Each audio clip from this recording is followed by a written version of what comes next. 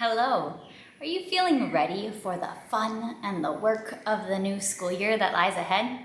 Let me know in the comments below.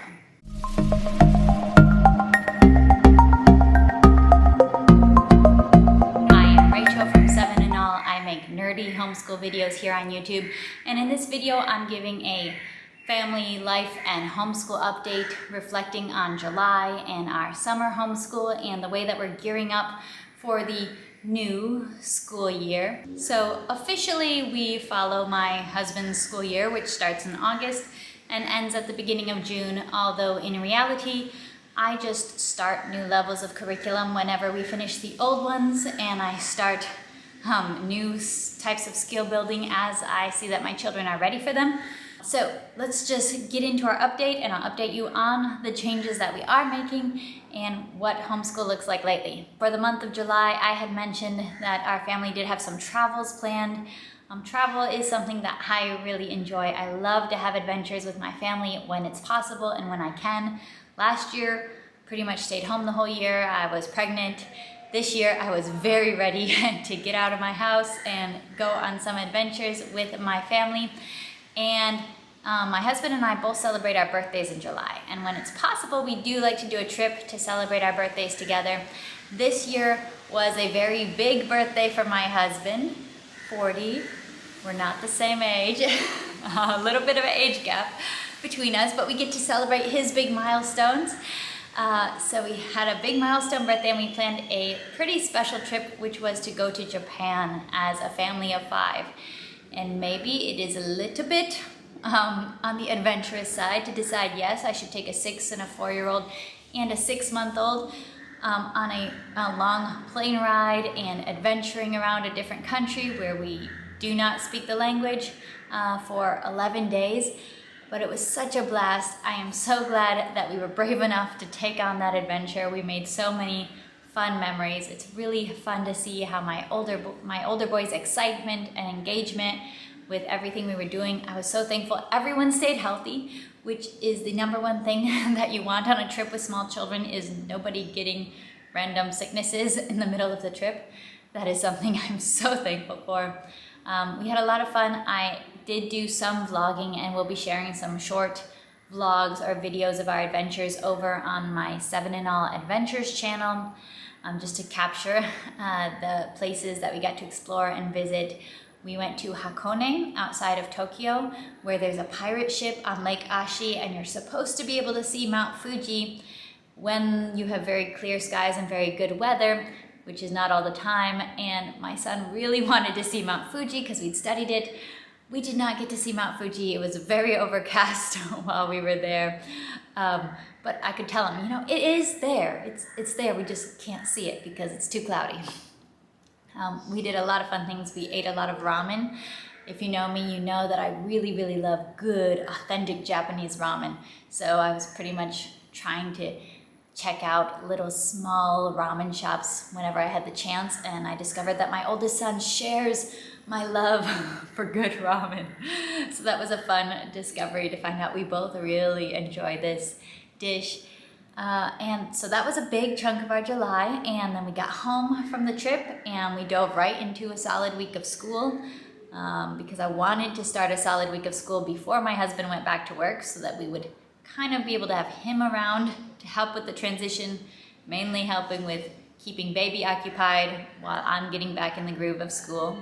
I think I mentioned in a previous update that I foresee this next semester of homeschool with the baby looking pretty different now that my baby is no longer a newborn, but is now crawling. He's crawling up steps. He's going everywhere. He's pulling everything off of every shelf. I have always had very active and exploratory babies, and he is sticking with the tradition that his older brothers have set.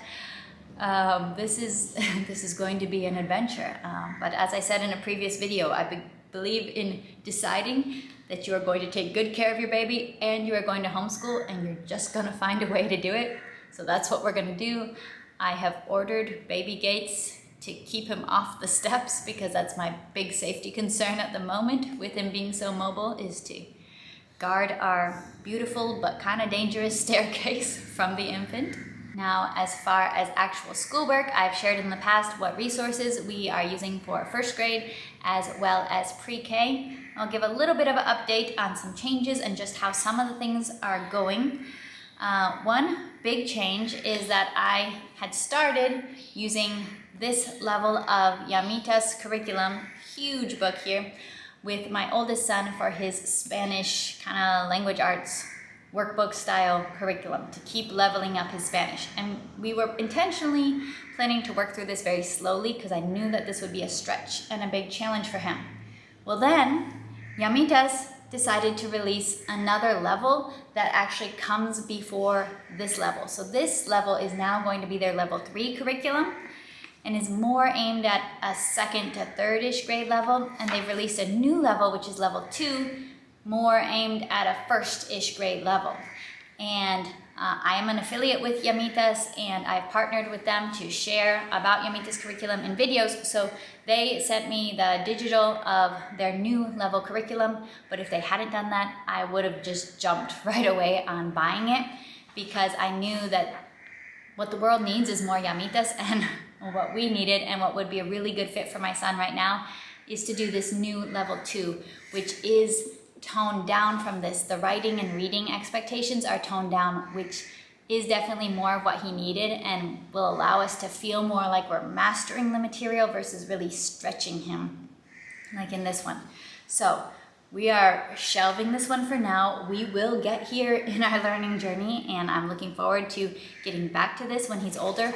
But I am so excited to be now restarting in the new level 2 of Yamitas. So it starts with a unit of daily routines. So we are jumping right in with learning some reflexive verbs.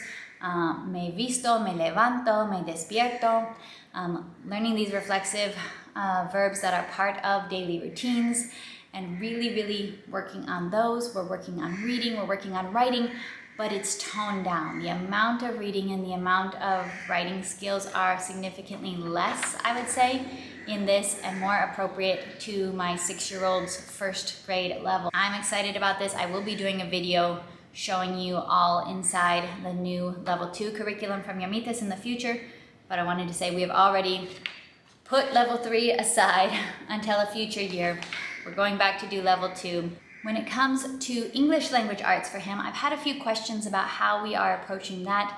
I am using first language lessons for him, and then for his reading, we are working through basically this type of book. These are the readers for, I believe, Sunlight's grade 2 year, but this is the roughly level of reader that he's at right now. Most of these are I Can Read level 2 books, and we've done quite a few of the level 2. We'll be moving into the I Can Read level 3s that are included in that Sunlight book list pretty soon. So what we've been doing is we've been reading these. We've loved Arnold Lobo. He had a gift for writing these early readers for sure. The humor in them is amazing, and he gets it, and he loves it. We've been reading these, and I'll just have him read, I don't know, 6 pages, something like that. Depends on how much time we have on that day, how smoothly things are going.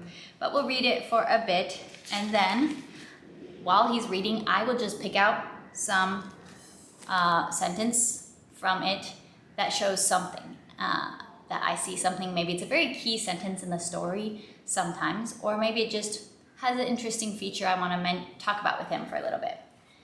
And I will write that sentence on his page. So here I wrote in quotation marks, "It is cold and snowy outside," quotation marks around it, and then I'll have him copy it. Or, "Where are you?" he cried. Or, "Owl took the kettle out of the cupboard." So I'm just choosing a sentence, short sentence, and having him copy it out in his own writing in the notebook. Then I'll usually have him do something with it. I'll have him circle the quotation marks, or I'll have him circle the nouns because he's been learning about nouns in first language lessons. I'll have him circle the action verb because he started to dip his toes into learning about identifying action verbs. Or here we just did some compound words because it was a story that had a lot of compound words. Upstairs, downstairs, stay away. I'm not following a schedule at all right now of what concepts to introduce, but I am roughly, I'm teaching him first language lessons, so I know what concepts he is being introduced to, what concepts we can keep practicing, and we're just building our little writing notebook as we go, giving him some classic copy work experience and getting the idea of writing down a correct sentence, but also taking a little bit of a closer look at that sentence. I've also mentioned other ways that I use this writing notebook, especially this was more when we first started, was I was using it to write down words with more unfamiliar phonograms that he hadn't learned yet, or words that he was stumbling over that I wanted to make sure we could repeat and review the next day. His reading has definitely been improving, so I haven't been doing as much of that lately, but I think maybe once, because he's read a lot of level 2 books, so they're all pretty similar in level. Maybe once we get through all the level 2s, which I think this maybe was the last one, and then we start the level 3s, then I might have to start doing that again with some more challenging words that pop up in those. But that has been a really easy to do strategy. It's just while I'm listening to him reading this, I'll look and see, okay, I'll copy that sentence. I do not plan this ahead of time. I do not worry about it being, perfectly coordinated to whatever lesson we're learning in first language lessons. None of that. It's just much more natural, but incorporating the sentences he just read into also giving him writing practice and just a gentle exploration of the science of language.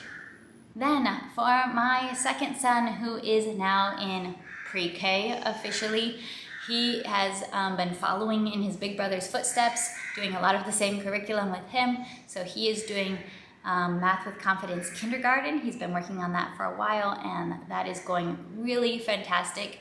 I don't think he loves numbers as much as his older brother does. He seems to actually enjoy reading a little bit more, which is different because the first one latches much more onto numbers than letters, and the other one seems to find letters and reading a little bit more exciting. So he has also started All About Reading level 1, and we're just, we're taking our time, going slowly. I think we're about 10 lessons in, and I know pretty soon we get to that big lesson where they start introducing all the consonant blends, and I think, we'll rest there for a while with just working on those consonant blends. Frost, is a lot harder than can and not and the simple CVC words. But it's been going great. He's really kind of gotten into the rhythm and the habit of having this little bit of schoolwork time with mama. And my older son has been working on his more independent type of books while I'm working with my younger son. We're getting that rhythm smoother as time goes on. We're getting the hang of what my older son can do independently while I'm working with my little guy. And then, of course, with a moving baby in the mix, mama's going to be very busy. That's just life. As far as my own work, I do have a few new releases on my website now. I released a phonics worksheet resource that is called Word Work, and that is just volume 1. That is going to be a series of phonics workbooks that take a little bit of an explode the code type approach, as in you are writing words, you're spelling words, you're breaking words apart, you're rhyming words, you're just learning to look a little bit more closely at these words versus just reading them. Because I have found that to be very effective with my children, but I wanted a PDF resource. I wanted some more of the more realistic style illustrations that we tend to use in our resources, and we're also just doing some different work with capital letters, periods, understanding sentences. So that is now on the website, and I'm also working on a Spanish phonics resource, so a Spanish version of Word Work, the same type of idea of doing interactive worksheets, breaking words apart, putting them together, distinguishing between different sounds. And it's following a similar type of phonics progression to Nacho, because this is the pretty classic phonics progression in Spanish. We're learning our M syllables, P syllables, S syllables, and progressing as we go. But I'm focusing on words that are a little bit more common, really trying to work on high frequency words or words that are very meaningful to children, because one of the struggles that I found with using some Spanish phonics resources is it's kind of the same like in English. We're using words like pal that we don't really use in conversation or that kids are not very familiar with. So I'm really trying to focus on words that kids are familiar with, because comprehension helps a lot when learning to read. And I'm also just really trying to do interactive workbook pages and pages where you can write, where you can circle, where you can match, where you can color, break words apart, put them together, because I have found that to be very helpful in the learning to read journey with both of my boys. So that will be coming in the future. It's not ready yet, but I'm working on it together with my husband. So English version, volume 1 is out. Volume 2 is close to being ready. And the Spanish version, volume 1 work is well underway. All right, let me know what you are excited about for August in your homeschool. I am very excited. I'm loving what we're doing. I loved our break and our vacation and our travels and adventures. And I'm now excited to be back into the wonderfully lovely humdrum rhythms of everyday homeschool life. I'll talk to you next time. Bye.